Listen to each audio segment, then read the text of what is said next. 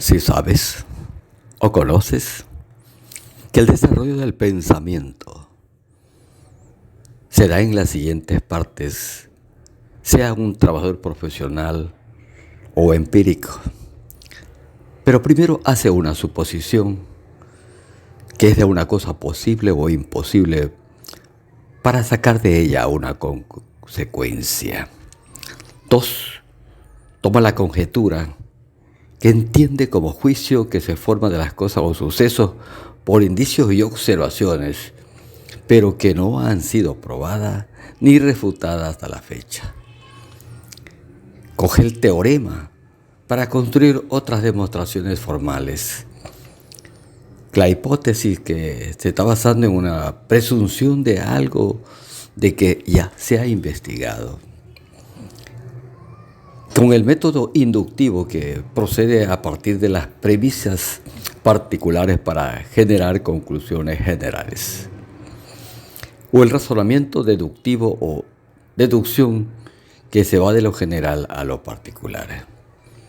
Y con ello una teoría, que es un sistema lógico deductivo o inductivo constituido por un conjunto de hipótesis comprobadas, reglas que permiten extraer consecuencias de la hipótesis. ¿Cuáles son las ventajas y desventajas? Primero, considerar los extremos. Significa pensar en ideas que se contraponen en lo adecuado o inadecuado de la situación. Visualizar los riesgos y oportunidades de una decisión.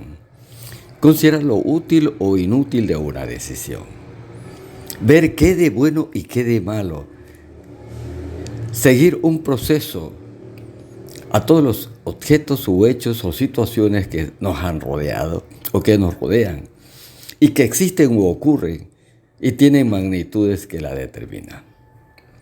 La variable a todas estas magnitudes que pueden tomar son valores cualitativos o cuantitativos y con ello prácticas. Ahora, cuando tú ya tienes todo esto formado en tu mente, haces una reflexión. Cuando ya exploramos todo lo actuado y contrarrestamos incluso la impulsividad que tenemos, con la expansión de una idea correcta, podemos actuar ya con un conocimiento más preciso y por tanto seremos más acertados en nuestros ejemplos y en nuestras acciones. Para ello tenemos que también basarnos a reglas, que son nuestros instrumentos o acuerdos que por nosotros mismos lo obtenemos y que tienen un propósito determinado. ¿Por qué expresamos un deber a una obligación?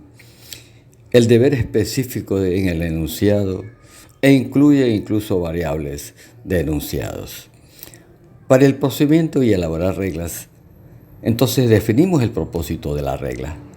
Identificamos las variables a las cuales hemos estado tomando. Identificamos quién va a dirigir la regla y 4, formularia la regla. Y verificamos con notas para realizar el punto 2. Las reglas, por lo tanto, deben formularse con precisión para evitar ambigüedades. Iniciarse indicando a quién va dirigida e incluir la palabra deben. Expresar claramente la variable y las características a los reglamentos en el aspecto que se desea tomar como normas. Ejemplo, en la medicina, el médico hace el diagnóstico diferencial en el procedimiento cual determina qué enfermedad es la que él está pensando.